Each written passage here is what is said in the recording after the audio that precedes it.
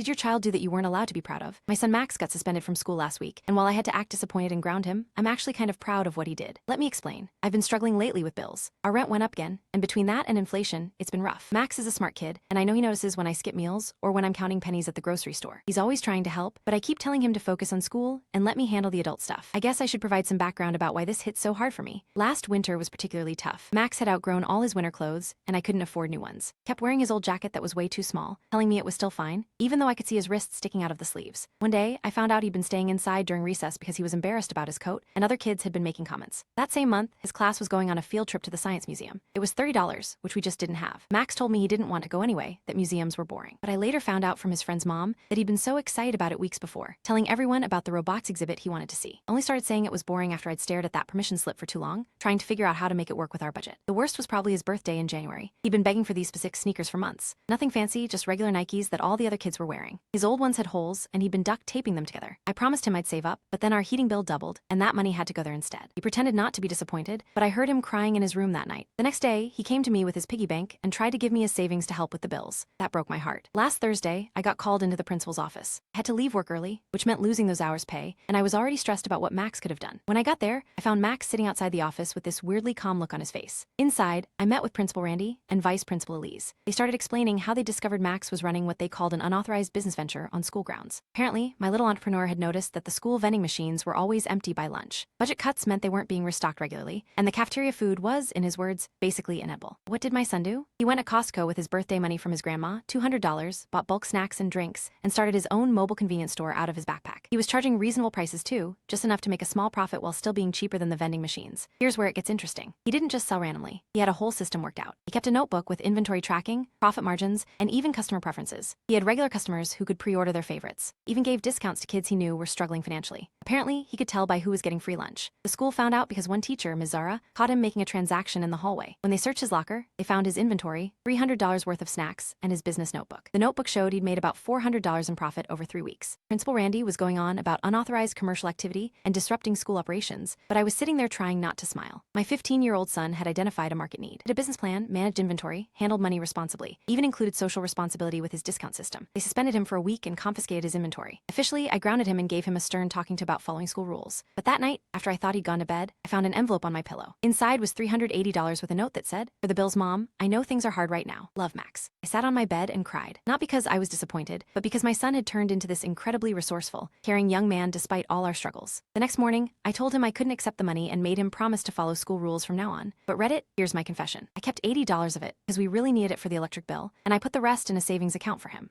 When did quick thinking save your life? When I was 13, a black pickup truck pulled up next to my best friend and me while we were walking home from school. There were 3 guys inside, maybe mid-20s. They started asking us how hard we were and trying to get us to come look at something inside their truck. We said no, but they kept insisting. So finally, my best friend and I looked at each other and just started running. Thought that would be enough to get them off our case, but I realized with horror that they were following us. I grabbed my friend's hand and pulled her down a different street hoping that we could lose them, but no matter where we went, that truck kept following us. The guys were shouting things, calling us dirty teases and all kinds of slurs, and telling us that they were going to get us one way or another. I didn't want to lead them back to my house because I didn't want them to know where I lived. There wasn't anywhere else nearby that we could go. We were in this residential neighborhood, so it's not like we could just duck into a store or something. And I was getting really scared just being out in the open with them, so eventually, we decided we had to just run to my house. We got there bolted inside and locked the door, but my parents weren't home. And then we heard the car doors opening, and I swear my blood ran cold. We were flat on the floor, so they wouldn't see us, which I realized how is pretty dumb because obviously they'd seen us go into the house, but we weren't thinking clearly. I remember getting up on my knees so I could peek out the window, and I saw them getting out of the truck and coming up towards our house. I knew I needed to think fast. That's when I remembered what my parents had got me for Christmas that year. I ran back into my room and sprinted back out with my BB gun. It's harmless, but it looks just like a real rifle if you're not looking too closely. I unlocked my front door. My friend was screaming at me, begging me not to open it, but I knew this was the only way to get rid of them. I threw the door open and held the gun up on my shoulder and aimed it at them like I was ready to shoot. They were maybe 5 feet away from the door then, but they stopped dead in their tracks. I said, "Think very carefully about how you want this to go down." Well, thinking didn't take them long. They turned right around, hightailed it back to their truck, and sped away. I think it took an hour for my heartbeat to slow down to normal.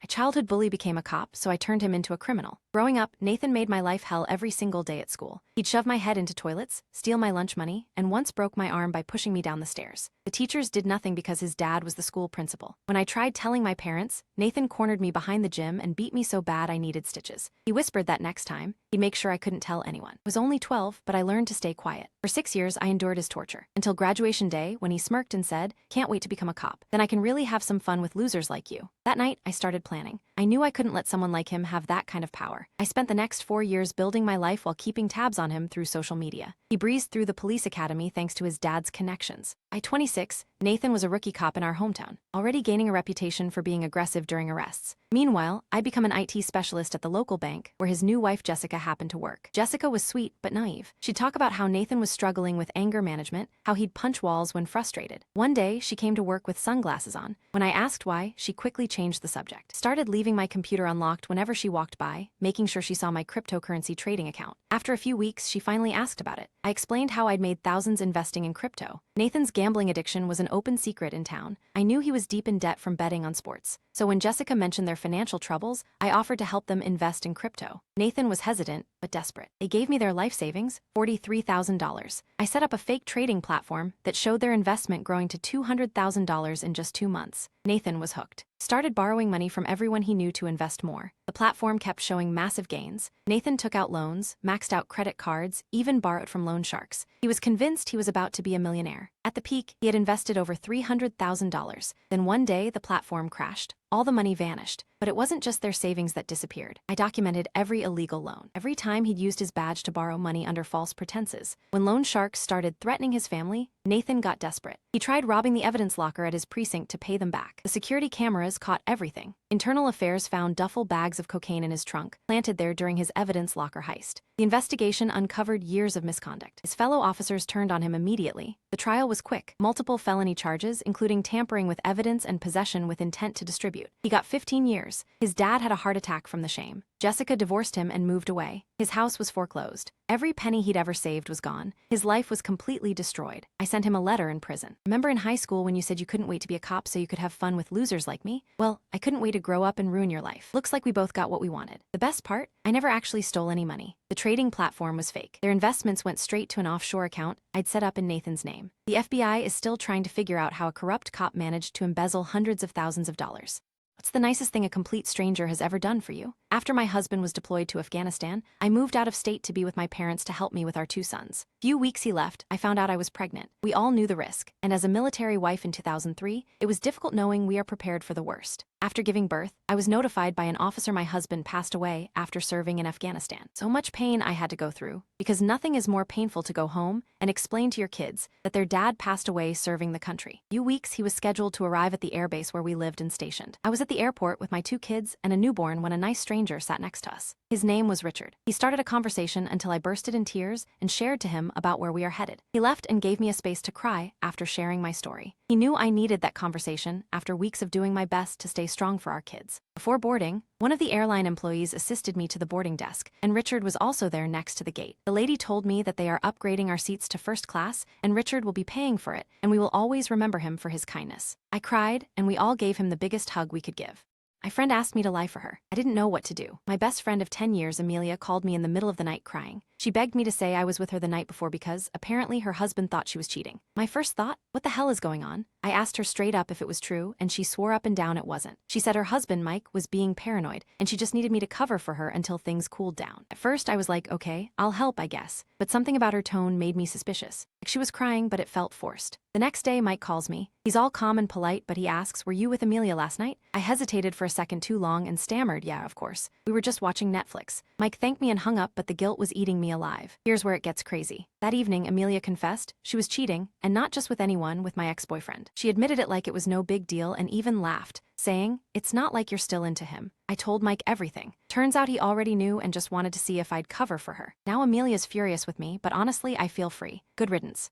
What's your biggest, "oh, I really effed up" moment? I was awoken at night by my bedroom window being smashed and someone climbing in. I don't even know how my body reacted, but it did. And I grabbed the firearm in my bedside locker and fired 3 rounds at him. He collapsed instantly. And when I went to check on him and saw he wasn't breathing, the panic set in. I called the cops, and when they showed up, they insisted on taking me to the station. I was so scared of potentially going to prison, I sprinted at them, tackled one of them to the ground, then got up and ran outside. I didn't even know where I was going, I just ran. The cops got in their car and started chasing me. I eventually made it to the woods where I thought I'd be safe, but then I saw the police chopper shining a light down on me. I spent the rest of the night trying to outrun the police, and at some point, I found a body of water. I got neck deep into it and stayed there for hours looking out for the chopper, and they weren't able to find me. When the sun eventually started coming up, it got extremely hot, and I saw that the body of water I was in was a nasty cesspool. I got out and saw that I was covered in insects, roaches, vermin, and I reeked so bad I vomited. And then after I puked, it hit me. The cops were never chasing me. I never unalived anyone. Everything that happened was the worst schizophrenic hallucination of my life. And because of this hallucination, I had now found myself in the middle of a wasteland miles away from civilization, with no water on the hottest day of the year. It took me 2 days of nonstop walking to stumble upon a town, and I'm so thankful I did, because I was a few hours away from dying of thirst.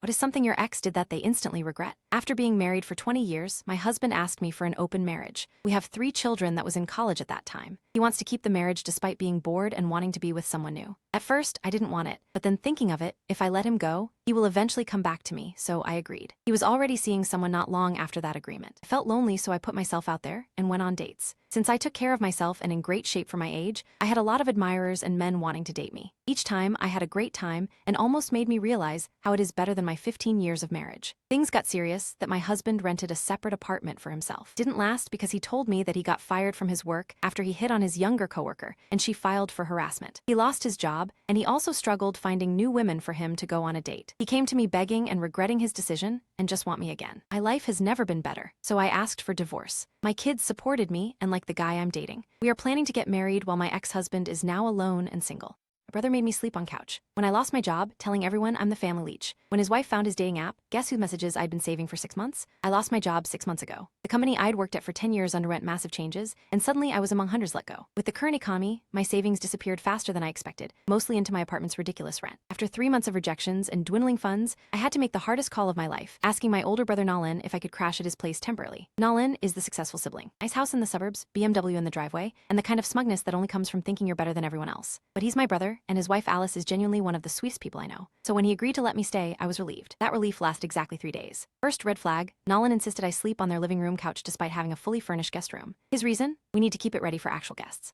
But I was desperate, so I swallowed my pride and accepted it. The real fun started during week 2. Nalin began making these little comments during dinner. You know, Ruby, at your age, most people have their lives figured out, or my personal favorite. It's interesting how some people just can't handle adult responsibilities. Alice would shoot him looks, but he'd just smile that condescending smile of his. Then came the family gossip. My cousin Haley texted me, hey, is everything okay? Nalin mentioned you might be having issues. Turns out my dear brother had been telling everyone I was taking advantage of his generosity. Even went to our parents, suggesting they stop helping me with holiday gifts because I was becoming the family leech. I was documenting everything, recording his comments, saving texts, not for revenge initially. I just needed proof I wasn't crazy, that he was really being this cruel. Then came the dating app notification. I was using Nalin's iPad one afternoon, with his permission, to check my email because my laptop was acting up. He'd forgotten to log out of his accounts, and a notification popped up from a dating app. I know I shouldn't have looked. After weeks of his holier-than-thou attitude, curiosity got the better of me. What I found made me sick. Hundreds of messages to different women. Explicit photos. Me-up arrangements during his late nights at the office. This perfect husband who spent dinner every night criticizing my life choices was living a double life that would destroy Alice. Instead of confronting him immediately, I got smart. I took screenshots. Lots of them. Saved them to my private cloud storage. Documented dates, times, and patterns. Every time he came home late, I noted it. Matched it to his dating app activity. Built a solid case, piece by piece. For 6 months, I played the perfect house guest. Cleaned, cooked, kept quiet during his verbal jabs, all while watching him dig his own grave deeper and deeper. The hardest part was seeing Alice's face when he'd come home late, knowing what I knew. But I needed to be strategic. I needed a job lined up before I could risk being kicked out. Last week, everything aligned perfectly. During our monthly family dinner at our parents' house, Nalin was in rare form. He started his usual routine about my unemployment, but this time went further, suggesting I might be stealing from them. That's when Alice spoke up, her voice shaking. Actually, I found something strange on your iPad today, honey. The look on Nalin's face was priceless. Before he could speak, I pulled out my phone and started playing my collection of his degrading comments. Then, while everyone sat in shocked silence, I pulled up the dating app screenshots. 6 months worth. Since we're talking about taking advantage, I said, let's discuss how you've been taking advantage of your wife's trust. Alice broke down crying. Mom nearly fainted. Dad, who's always seen Nalin as the golden child, just sat there, mouth open. Nalin tried claiming the messages were fake, but I had timestamps, photos he'd taken inside his office, hotel receipts he'd saved in his cloud. Alice left with my parents that night. She's filing for divorce and staying with them while she sorts things out. Was I wrong to wait 6 months? Maybe. Could I have told Alice privately? Probably. But after months of being called a leech and watching him manipulate everyone while betraying his wife, the public revelation felt right.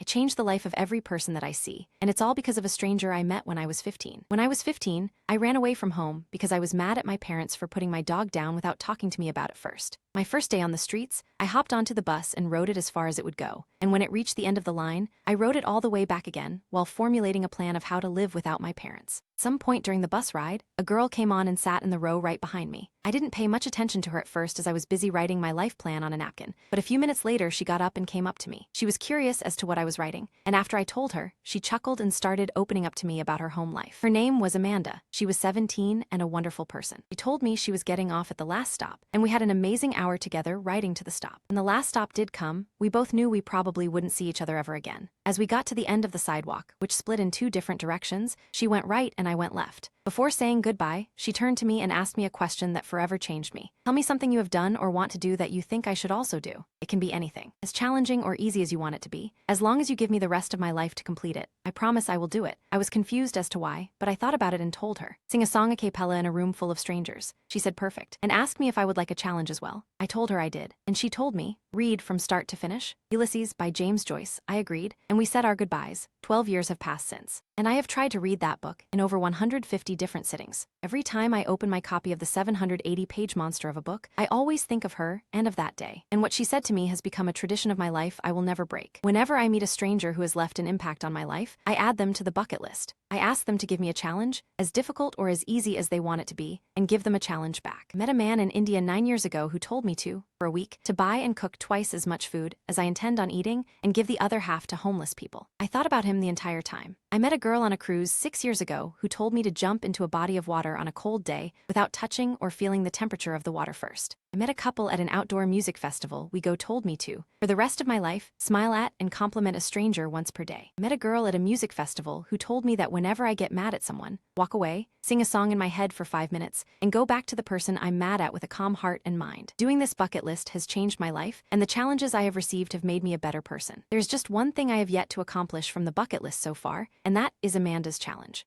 Yesterday, I opened my Ulysses book for probably the 300th time, and I'm finally on the final 30 pages, which is the most dreaded part. In the last 50 pages, James Joyce doesn't use a single punctuation mark. No periods, no commas, no nothing. A straight 50-page run-on sentence. I never saw Amanda again after that day, nor do I know if she ever did get a chance to sing a song to a room full of strangers. But what I do know is that she gave me a gift that has never once stopped giving. So wherever you may be, thank you.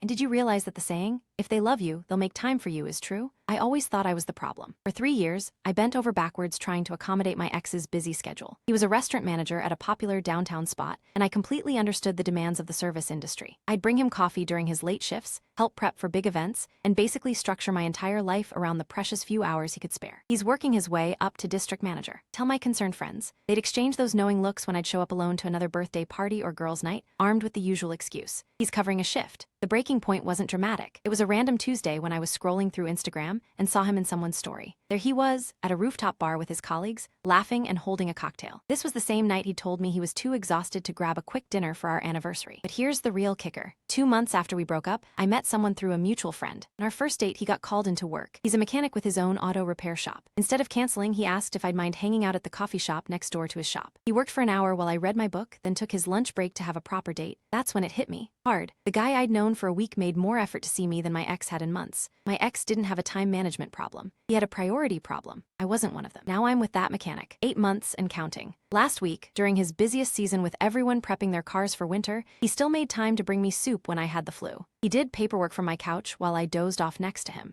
Ladies who married, they're just a friend. What was the moment everything changed? Jason and I met during freshman orientation. We were both awkwardly hovering near the snack table, and he made some dumb joke about the sad-looking veggie platter that made me laugh. We exchanged numbers to meet up for the campus tour the next day, and that was it. Friendship activated. Throughout college, we hung out constantly, but there was never anything romantic between us. We text each other memes at 3 a.m., crash on each other's couches after parties, and spend hours at the local diner talking about everything and nothing. My roommate Sylvia would tease me about it. I'd roll my eyes. Jason was just my buddy, my dude, the guy who'd help me move furniture and listen to me rant about dating apps. Speaking of dating, we both dated other people. A lot. We were each other's designated relationship counselors. I'd listen to him complain about girls who ghosted him. He'd bring me Ben and Jerry's when Aaron, my ex, cheated on me with his coworker. Even had this ridiculous pact where we'd be each other's plus ones for weddings to avoid the dreaded, "So are you seeing anyone?" Conversations with relatives. My mom always gave me this look whenever Jason came over for holiday dinners, which was often since his family lived across the country. She'd corner me in the kitchen to whisper that he was such a nice boy, and did I really not see what was right in front of me? Tell tell her to stop watching so many rom-coms and remind her that not every male-female friendship is secretly a love story. Thing is, we were genuinely comfortable with each other. He'd held my hair back while I puked after too many tequila shots on my 21st birthday. I'd helped him pick out an outfit for his brother's wedding when he was panicking about looking like a potato. The shift happened so gradually I almost missed it. Jason started dating this girl named Naomi, who I low-key couldn't stand. I caught myself making these petty mental lists of her flaws, then feeling guilty about it later. Why did I care who we dated? A night, our friend Kevin threw this house party and Naomi couldn't make it. Jason and I fell into our old pattern,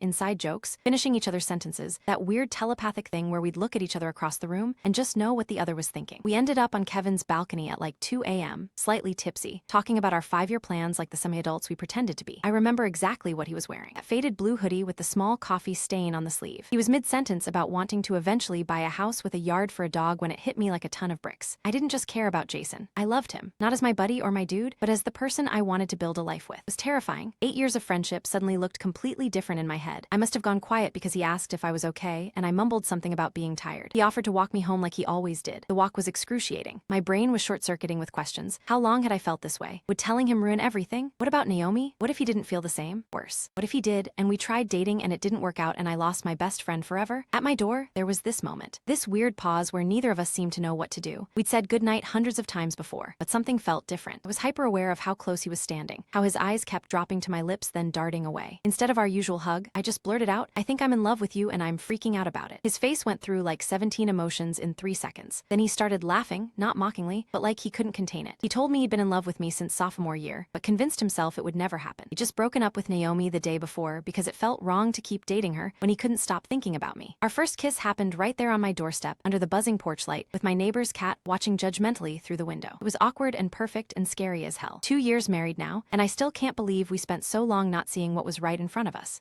Waiters, what's the worst first date you've ever seen? This woman walks into our restaurant alone last Tuesday night. Nothing unusual there, happens all the time. But she keeps messing with this tiny Bluetooth earpiece, adjusting it every few seconds like it's bothering her. I seat her at table 12 and she orders a water, says she's waiting for someone. Cool, no problem. But then she starts having what sounds like a work call, except something's off about it. She's nodding and going, okay, got it, but never actually talking back, just listening. Figure maybe it's one of those conference calls where you just sit there. Her date shows up 15 minutes later. Regular looking guy, maybe mid-20s, wearing a button-down that's clearly his nicest shirt. He seems nervous but excited. Sweet, honestly. They do the usual introductions and I take their drink orders. That's when things get weird. The guy starts talking about his job at some tech startup. Normal first date stuff. But then she responds with the most bizarre line I've ever heard someone say on a date. "You seem like the type of man who doesn't ghost women. Probably because your father provided consistent emotional support throughout your childhood." The guy just stares at her. I'm refilling water glasses at the next table, trying not to laugh. Talks like that, but he recovers, laughs it off. Maybe he thinks she's just quirky. They order appetizers and keep chatting. Then it happens again. He mentions he likes hiking and she goes, "That's attractive because it shows you can commit to physical challenges, unlike men who quit when things get difficult." I'm starting to pay attention now because this is getting entertaining. The guy looks confused, but he's still trying. Give him credit for that. I notice she keeps touching that earpiece. And here's the kicker. Catch her mouthing words before she says them out loud like she's rehearsing. 20 minutes in, she excuses herself to use the restroom. I'm clearing some plates when I hear this heated whisper coming from the women's bathroom. "No, I'm not saying that. It's too obvious." "What do you mean, trust you? Look how well that worked out for us." Now I'm really curious. I position myself near the bathroom hallway, pretending to wipe down tables. "Stop telling me what to do, Brandon. This is exactly why we broke up in the first place." Brandon, her ex, holy crap. Her ex is coaching her through this date via Bluetooth. She comes back looking flustered. The guy asks if she's okay and she says, "I'm fine. Just thinking about how some people never learn to respect boundaries." He hasn't said anything about boundaries at all. I bring their entrees and the guy's really trying to salvage this. He's sweet, asking about her hobbies, complimenting her dress. Normal human stuff, she responds with gems like, "I appreciate men who notice details," because it indicates emotional intelligence and long-term relationship potential. The poor guy is starting to look like he's on a job interview instead of a date. Then disaster strikes. She's mid-sentence, saying something about partnership dynamics, when suddenly this male voice starts booming from her ear. No, not that one. Say the thing about his smile. The Bluetooth is malfunctioning, and everyone within 10 feet can hear it. Her face goes bright red. The guy sits back in his chair with this look of complete disbelief. Is someone telling you what to say to me right now?" She starts frantically tapping the earpiece, but Brandon's voice keeps coming through. "Tell him it's a work call. Stick to the story." The guy stands up, pulls out his wallet, and puts a 50 on the table. $50 for a meal that cost maybe 30. "This is for the waiter," he says to her, because he's the only person at this table who's actually doing his job honestly. And he walks out, doesn't storm off angry or anything, just leaves quietly like he's genuinely sad about the whole thing. She sits there for 10 minutes in complete silence.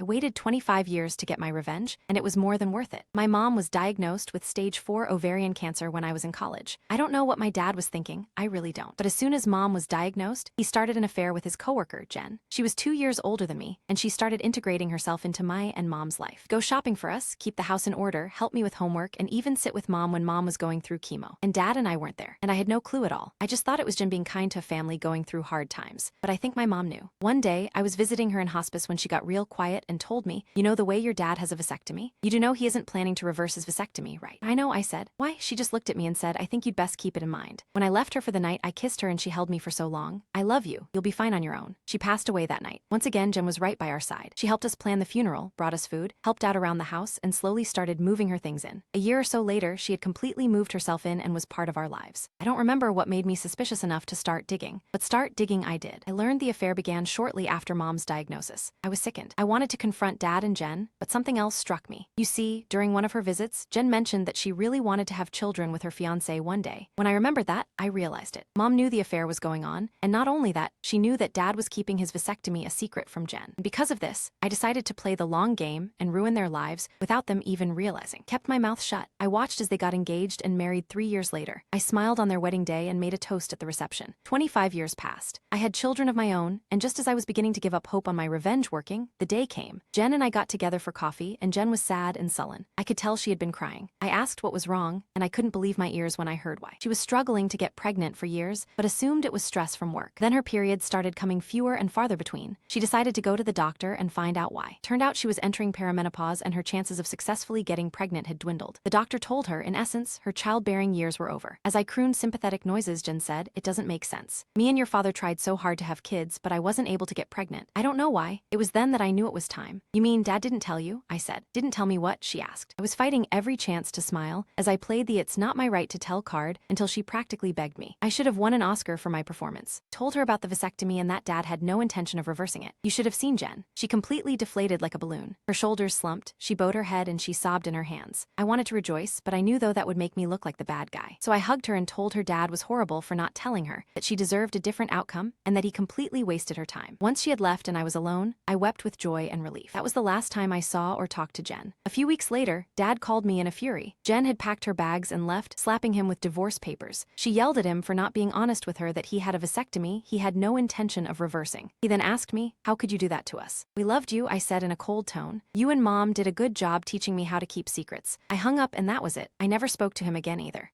How did you completely silence an entitled person with just one sentence? I was traveling to Las Vegas to meet up with some friends, and when booking tickets, I paid $75 more so I could have a window seat with additional legroom. I'm disabled and cannot go without this legroom. But when I was boarding, I noticed there was a man in my seat. I politely asked him to move, and he looked up at me and just stared at me like I just told him I drown puppies for fun. I asked him politely if he could move again, and then he opened his mouth. He told me he shouldn't have to move just because some cripple wants extra legroom, and he told me to be a sweetheart and stop raising my voice to make a scene. That really ticked me off, but I still kept asking nicely for the seat I paid for. That's when he stood up and started attempting to physically intimidate me. He was perhaps 61 and 300 pounds, whereas I'm very petite. But here's the thing. I served in Afghanistan, and this meant I was very used to men trying to intimidate me with their size. That kind of behavior doesn't work on me. And so when the man stood up, I wasted no time and offered him a deal. If he paid me $150 cash, I would give him my seat. I told him I paid an additional $75 for the seat, and if it was ripped for money, I wanted my money doubled. He scoffed, responding, "You want me to pay you $50 for your seat?" I answered, "So you're admitting you knew this wasn't your seat. This is your last warning. I'm going to call the airline staff and they can take you to your seat. After all, I booked this seat because of my disability. Disability I only have because I fought for your freedom, and now you're trying to steal the seat." Everyone around immediately turned to look at him, and he turned 14 shades of red. He moved to the middle seat, pulling his hoodie over his head and sulking the rest of the flight. Every now and again throughout the flight, I'd also allowed tell myself how much I was enjoying the extra legroom, just to tick him off.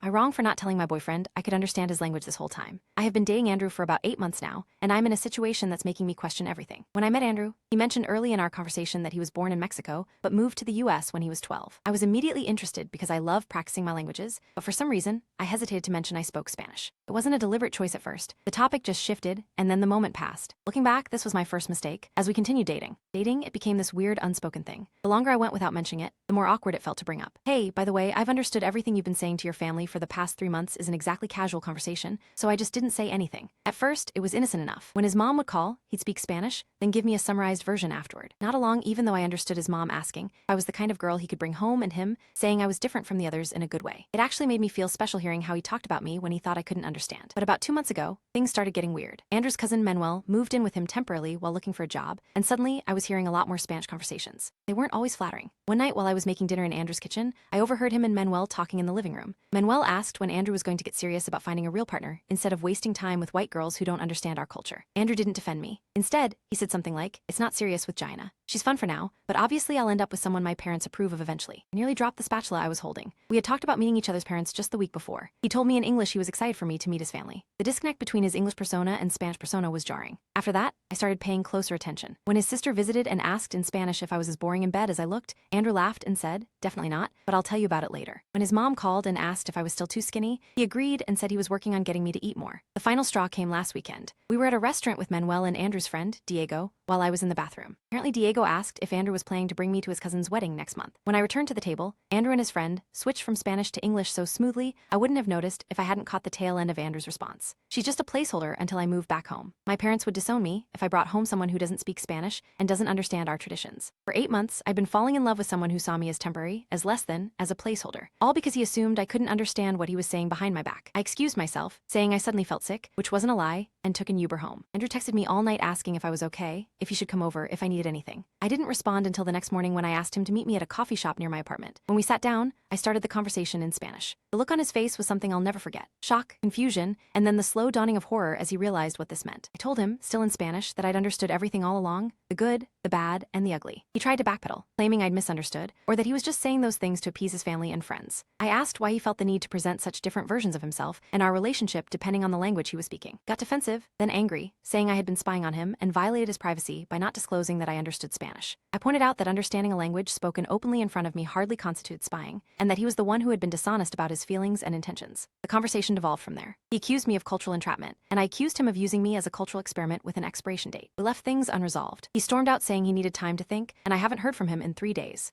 Single moms, when did you realize your kid wasn't as innocent as you thought? This generation is completely whack. I remember being 14 and still having braces and wearing ugly blue eyeshadow to school every day. But this was before social media. So all of my friends were just as ugly as me. But on my daughter's 15th birthday, we went out to Chili's and what she wore was shocking. Not because it was anything crazy revealing. It was just a corset top and some cargo pants. It made me realize the pressure she had to grow up faster. She even did her makeup, and I swear my baby Annalise looked 23 years old. And as we sat down, the waiter began to flirt with her. I wasn't really paying attention because I figured she'd turn him down or just act really shy. But in the corner of my eye, I saw her batting her eyes and looking up at him with a single finger twirling her hair. Motherly, rage flooded my system. I literally saw the bulge in his pants. "Hey, do you guys have a birthday candle with the number 15? Because that's how old my daughter is turning today." Luckily, the guy went super red and started staring. So I knew that he had simply been blindsided, and we even got switched to a new waiter. As for my daughter, I didn't want to ruin her birthday, so I let her change the topic and we just talked about something else. But when she woke up the next day, I asked her what the F she thought she was doing, that she could wear what she wanted. There was no way I'd ever let her date anyone over the age of 17. She did that teenage angst thing where they pinch the bridge of their nose and roll their eyes like it was the most original move in the book. So I grabbed her phone and unlocked it with her facial recognition. This time, something in her eyes changed. She begged me not to go through it. It was a good effort, but not good enough. "Honey, I love you. And if you were a mother, you'd do the same thing." I then walked into my room and locked the door. There wasn't anything too bad. Did find what people call thirst traps on her TikTok, but her account was private and her following was mostly girls. The worrying part was her Instagram. There were bikini pictures plastered everywhere, with extremely intimate songs and angles. The most disturbing part was they were all taken on vacations that I took her on. Except I, obviously, hadn't taken any of the photos. In her texts were a bunch of guys from her high school that she was very obviously laying on. But amongst them all, one stood out. She had no mutuals with him, and in his bio was the name of a nearby university. My heart dropped. They had met a few months back, when she was 14. Or she had met him in a cafe, and they texted for months before it suddenly stopped a few weeks ago. Well, first I needed to make sure that my suspicions were correct. I handed her back the phone and pretended like I was too old to have been able to find anything. I literally saw her smirk, and she even apologized for flirting with the guy yesterday. That night, I went to the guy's college. It was a pretty small campus, and it was a Saturday, so I figured that he couldn't be far. That's when I saw him, outside a frat house with Greek letters completely topless, DJing with a bottle of beer in his hand. I walked up the stairs and tapped him on the shoulder.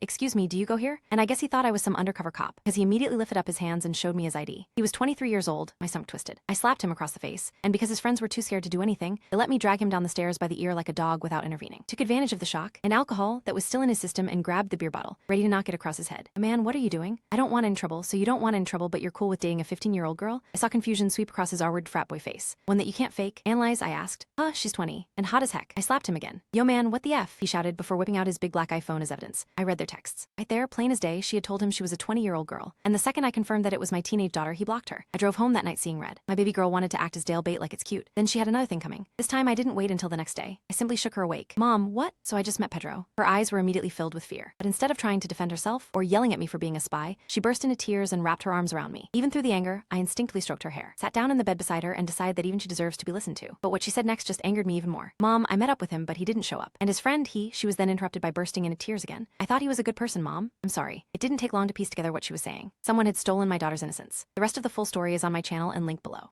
Was your I'm dating a freaking idiot moment? 1. What kind of bird is a ham? Was hard to ignore. 2. When he ran out of gas while in line at the Starbucks drive-thru, right across the street from the gas station. I told him to get gas first because his car was low, but he really needed that iced caramel macchiato. I asked why he didn't listen to me, and he replied with, I thought I could make it. He ended up pushing the car through the drive-thru and got his coffee while doing so. Then parked the car in the lot. Called a tow to tow it back home instead of the gas station across the street. No, he did not get any gas that day. He waited until his dad got off work to bring a 3-gallon jug of gasoline because I refused to enable that shit. 3. When he asked my grandmother if she'd ever had children. 4. How do oil companies know where to build gas stations? She thought that there was a gasoline bubble underground that they would tap into and run a line straight to the pump. She was working for Chevron. 5. She had a new telescope and thought it would be really cute to check out the stars after a date one night. I don't remember the full conversation, but at some point, I joked about us being stuck together on this giant ball in space. She looked through the telescope again and said, So you believe that, huh? I just stared at her blankly because I was afraid of that question going any further. Anyways, happy to share that we didn't last long.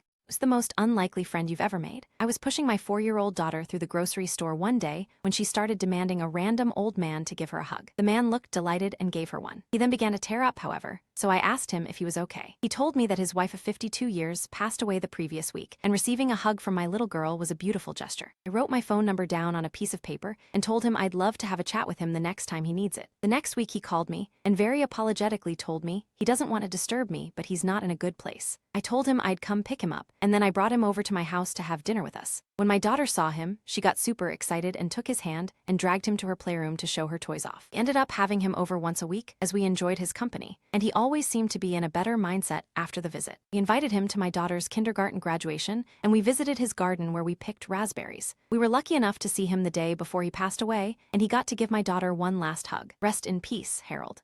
Parents, when did you know you raised your child right? My 8-year-old son's dream has always been to adopt a puppy, and so for his birthday this year, we took him to an animal shelter. At the shelter, my son spotted a pit bull named Frank, and he absolutely fell in love with him. The thing about Frank was he had an extremely sad frown on his face, and my heart broke for him. The nurse told us he had been severely abused in the past and was absolutely terrified of people. My husband and I weren't sure that adopting a traumatized pit bull was a good idea, but our son put his foot down and told us that he was not leaving here without Frank, and so Frank came home with us that day. He was at first extremely shy and scared of us, and he'd growl at my husband if he ever tried to go close to him. But the more we fed him treats, the more we took him on walks, and the more my son played with him, the more Frank started to gain his charm. Frank slept in our son's room at night, and every morning our son would start his day by taking him on a walk. Within a few months, Frank's frown had completely disappeared, and he was now a happy and loving pit bull. He's a core member of our family, and we wouldn't trade him for the world.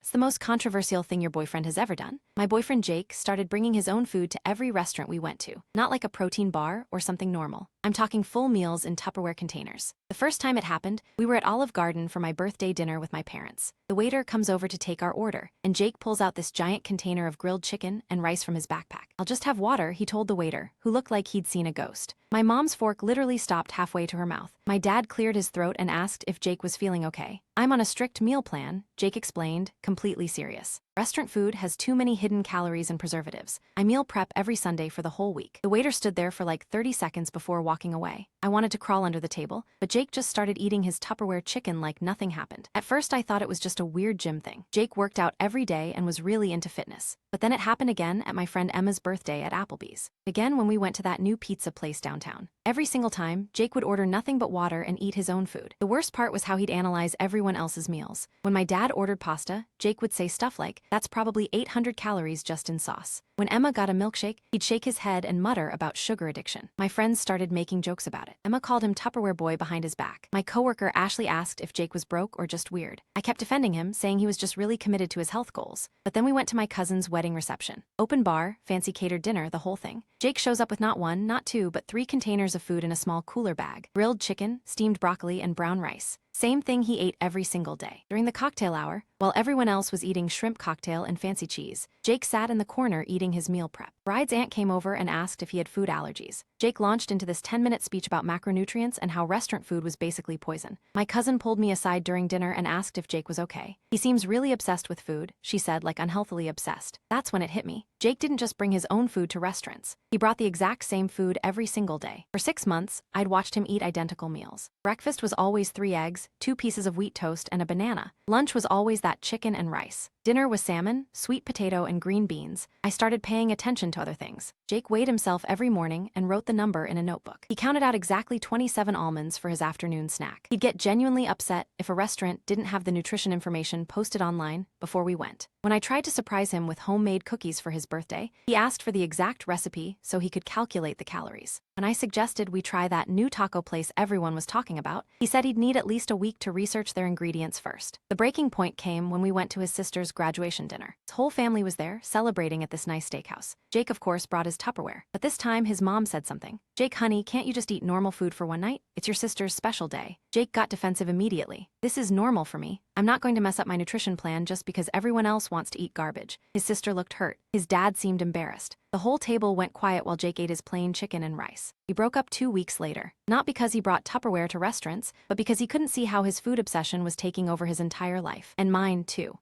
Lawyers, what was your most memorable case? I came across a case where an innocent black man who happened to be passing by a house was arrested for the ing of a young woman. No one wanted to represent him. The evidence seemed convincing. He was near the scene with no alibi, but I believed in his innocence. As I dug into the case, I found things that didn't add up. He had no motive, and the timeline was off. Woman's father had reported her missing, but later found her S.T. when he got home. I found a footage that changed everything. I presented the footage in court, and through careful cross-examination, I highlighted the inconsistencies in the prosecution's case. My client was found not guilty and was immediately released. The father remained silent throughout the trial. A few weeks after the verdict, the father took his own life. He left a letter confessing to the tragic accident. He had come home early, saw a figure inside, and shot in panic, thinking it was an intruder. He couldn't live with the guilt of having S**T his own daughter and letting an innocent man suffer for it. The letter brought a somber closure to the case. My client was grateful that I believe that he is innocent and not giving up on his case. He told me crying that he wouldn't dare to believe that he is worth fighting for. I told him I did, and no matter what the cost.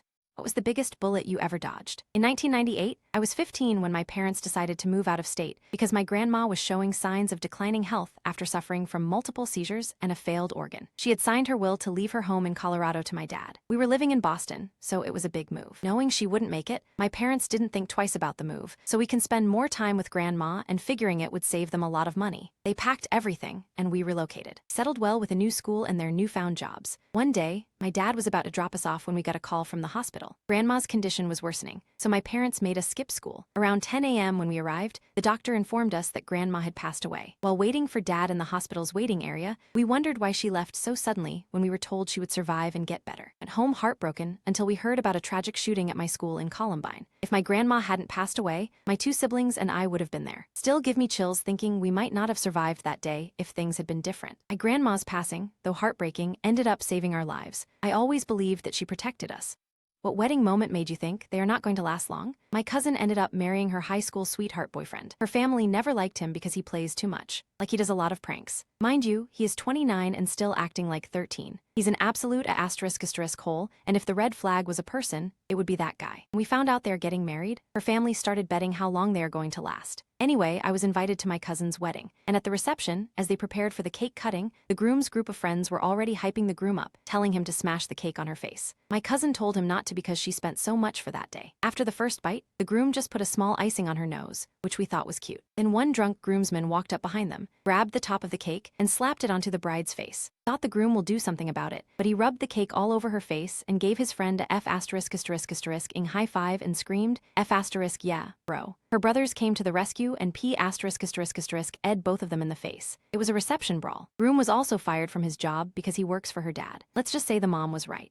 What split-second decision changed your life? I was standing at my bus stop when I noticed a gorgeous woman waiting alone beside me. The bus got delayed, and as soon as it did, this woman received a phone call from a man who yelled insults and threatened her if she did not come home now. As soon as the man hung up, I asked her if she was okay, and she just stared at me. I knew she wanted to tell me but felt afraid, so I said, you know, I grew up like that too. It took me a while to learn how worthy of love I am and how little I deserved what I went through. She began tearing up when I said that. I told her she didn't have to go home to him and that she could stay at my place until she has enough money to move somewhere. However, I got no response from her. I wrote down my number and told her to call me if she ever needs it. That same night, she called me hysterically crying, begging me to pick her up. I got in my car and drove over to the location she sent me. And when she got in the car, she was wounded and red poured from her face. I spent that night with her in the hospital. Her name was Poppy and she soon moved in with me. It was only supposed to be temporary, but she never moved out. It's been 7 years. We have a daughter together. And she's never been in a more loving and supportive environment. If my bus had never been delayed, who knows where this precious woman would be. What was your don't tell your mother moment with your dad? I grew up with an almond mom. Almond moms are basically the ones that eat too healthy and restrict their kids to eat an all-clean diet so they don't gain weight or get sick from processed food. When we were young, we never get to enjoy to eat outside. Eating McDonald's, drinking sodas, or eating ice creams were a big no for us. Like, it is a sin if you do. We celebrated our birthdays with salads, and our bread is made out of baked whipped egg whites. Safe to say, me and my sisters are not getting the nutrients we need for our age. However, my dad just woke up one day and said, fuck all of this shit. But at the same time, he didn't want to get divorced or get an argument with our mom. So one time, my mom flew out of town to visit our sick grandma for a week. That morning, my dad just knocked on our doors and said, dress up and meet me in the car. We got confused, and he goes, do you guys want to go to McDonald's? I hopped for breakfast. I can still remember how we were so excited that day, and our dad spoiled us for a week. We even went to Walmart and bought the food we want to try. That whole week we ate outside. It was fun. When mom came back, he would take us somewhere and come back like we just didn't eat at Chick-fil-A. 15 years later, my mom doesn't know about it. Best dad ever. Subscribe.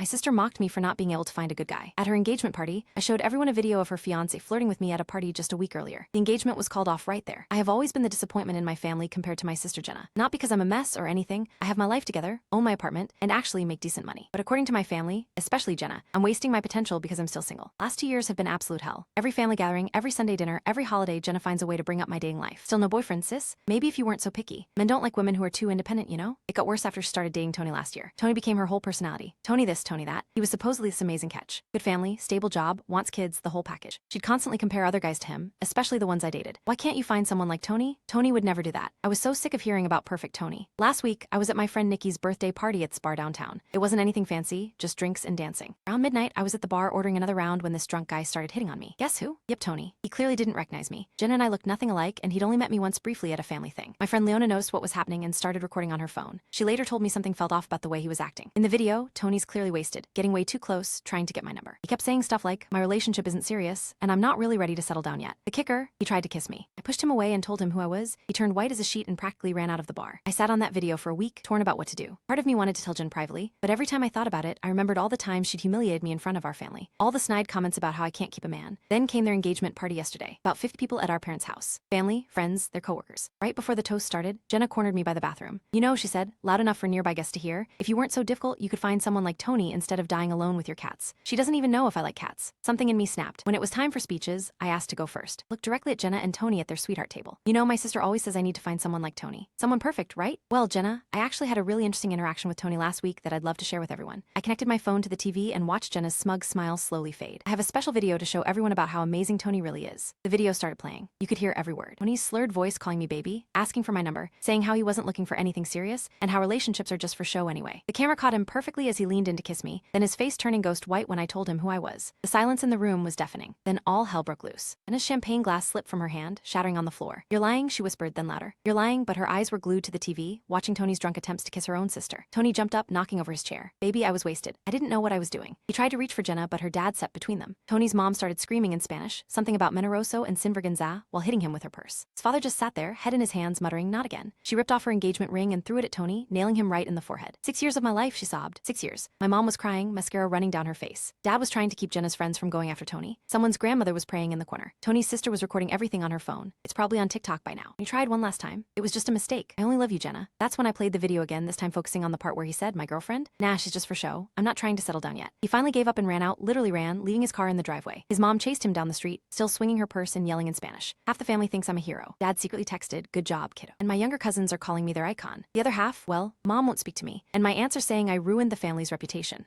It's the shadiest thing a big name company has ever done to you. Last night, I ordered $40 of sushi for myself from a company I'll be calling Boober Eats, and my food was supposed to arrive at 10.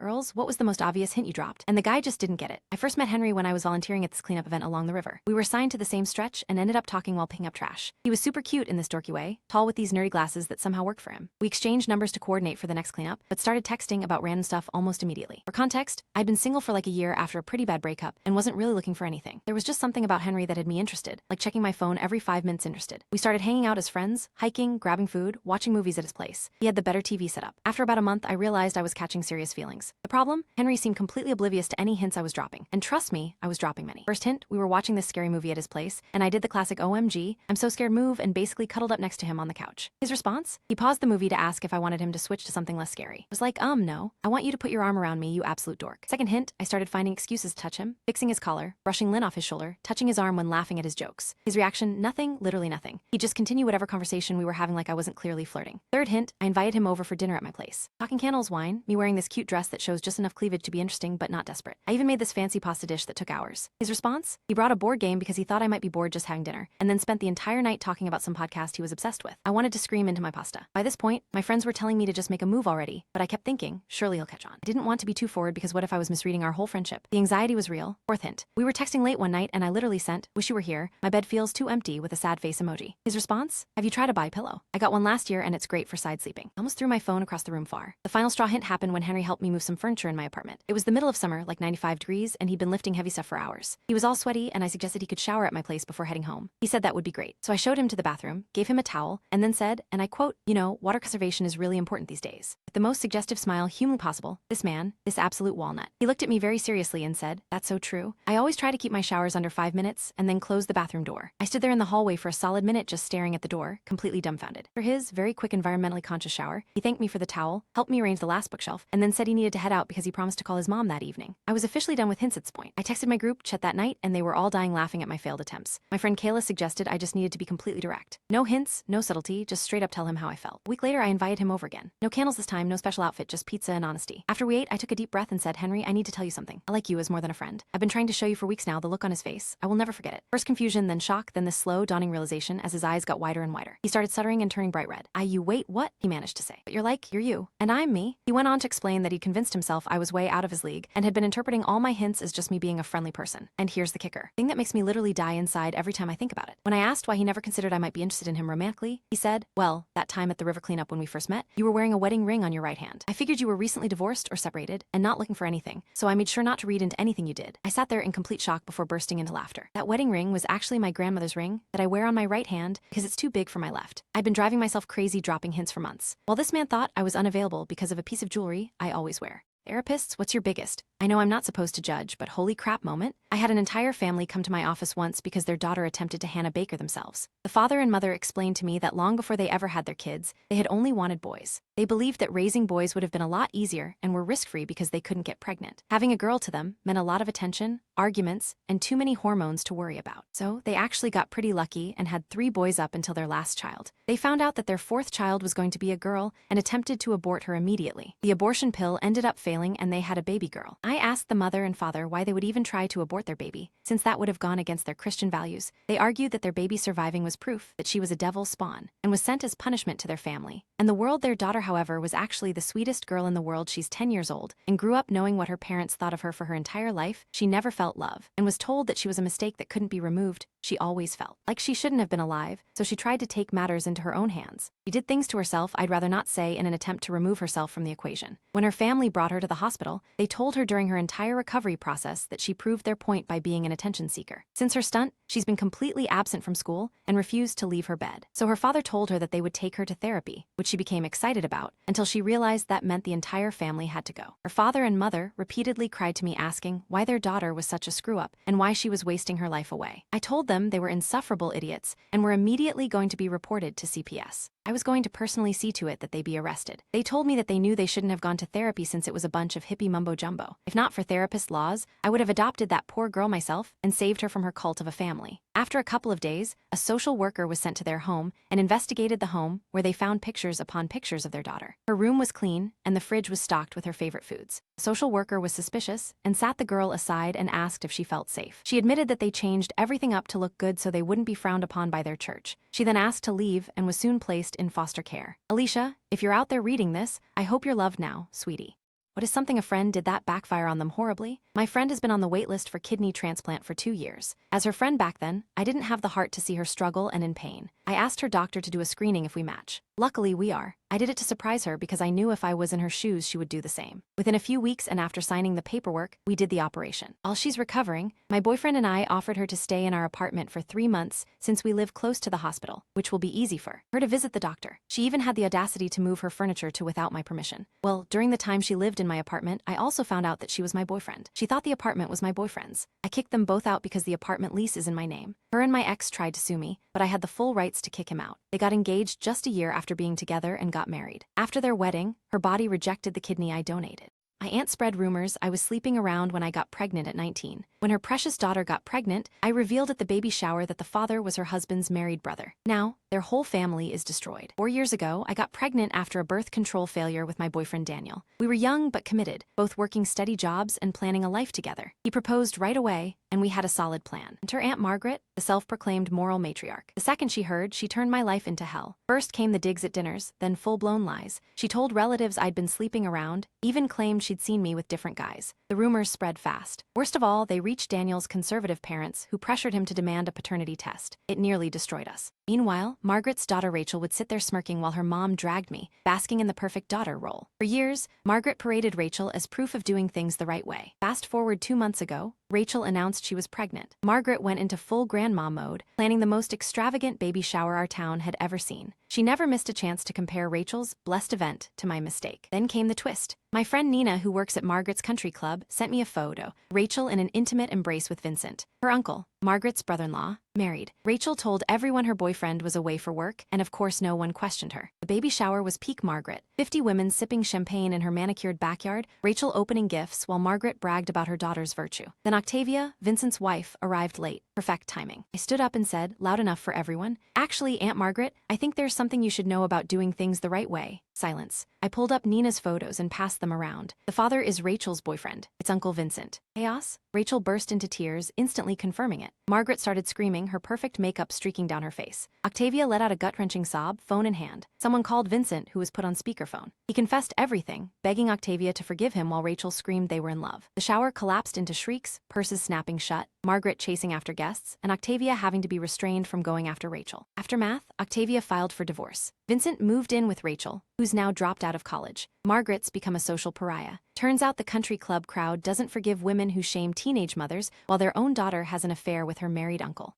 It's a moment so wholesome you'll never forget it as long as you live. My best friend's biggest dream has always been to have a beautiful wedding dress, and so when she was getting married, we all pitched in to get her this gorgeous tailor-made dress. She loved it so much she sobbed when she first saw it, and every time she tried it on she'd blush and again tear up because of how good it looked. When her husband first saw her in it, he actually gasped, and during their vows he said that even Aphrodite would be jealous of his wife. My friend always planned to wear this dress again for her 10-year wedding anniversary, but sadly, about a year ago, her husband was involved in a bad work accident. He was laid off, and the company he worked for since he was 16 refused to compensate him or pay for any medical bills. All thought this was unfair, and so my friend ended up shelving out most of their savings to take it to court. During trial, the corporate lawyers argued that her husband was not following safety guidelines and wasn't wearing a helmet. His shin was broken and his head was perfectly fine, and the judge somehow ruled against my friend. What's even worse is that a month later, my friend found a picture of the CEO of the company with the judge assigned to the case. She used this to submit an appeal to force a retrial, but the photo was dismissed, irrelevant to the ruling. She was devastated and found herself swamped with all kinds of bills, and because of this, she came to me crying. She said she needed to sell her wedding dress to pay the bills without going into debt, and she begged me to let her keep the money. She promised to pay back the amount I chipped in as soon as they had the money. My heart broke for her, because even saying the word sell it made her choke up and cry harder. I told her it was okay and gave her a huge hug. I desperately wanted to somehow help her, so that night I came up with a plan. Signed up for the website she listed her wedding dress on, and bought the dress anonymously. It came in a huge box packaged in a wedding dress garment bag, and had a handwritten note from her, where she told the anonymous anonymous buyer that she hoped it made them feel as beautiful as it did her. I smiled ear to ear when I got it and instantly jumped to my calendar to find the perfect day to give it back to her. The day I chose was her birthday, which was just a month and a half away from her 10-year anniversary. I came over to her house with my big box way earlier than anyone else, and when she answered the door, she was surprised to see me. She asked why I was here so early, and I told her I had something I wanted to give to her in private. She oohed excitedly and welcomed me in. "What's in the box?" her husband asked me. Told him he'll find out soon, and without saying anything else, I grabbed my friend's hand and ran upstairs with her. We went into her room, and the whole time I had this devilish grin. I could tell she was a mix of nervous and excited, but before she could even get a word out, I told her to open the box. She asked if there was anything she should know before opening it, and I shook my head, telling her to just open the damn box. Y'all, when I tell you I've never seen someone so happy in my life. As soon as she saw what was in the box, she gasped and lunged herself at me. Before I even knew it, snots and tears were covering my shoulder. She then pulled back and covered her hands over her mouth because she couldn't even find words. She just kept staring at the dress, then at me, then back at the dress. She wouldn't stop shaking and sniffling either. After a good few minutes, she pecked my cheek and started squeezing me, yelling, "You're the best," over and over. After a lengthy embrace, which made me tear up too, I told her to go wash up, wipe her tears, and come back to try it on. She did exactly that, and as she slipped into the dress, she couldn't hold back and started crying again. I eventually managed to usher her downstairs with the dress, and when her husband saw her, even he teared up. I asked her about it later, and apparently that's the first time she's ever seen him cry.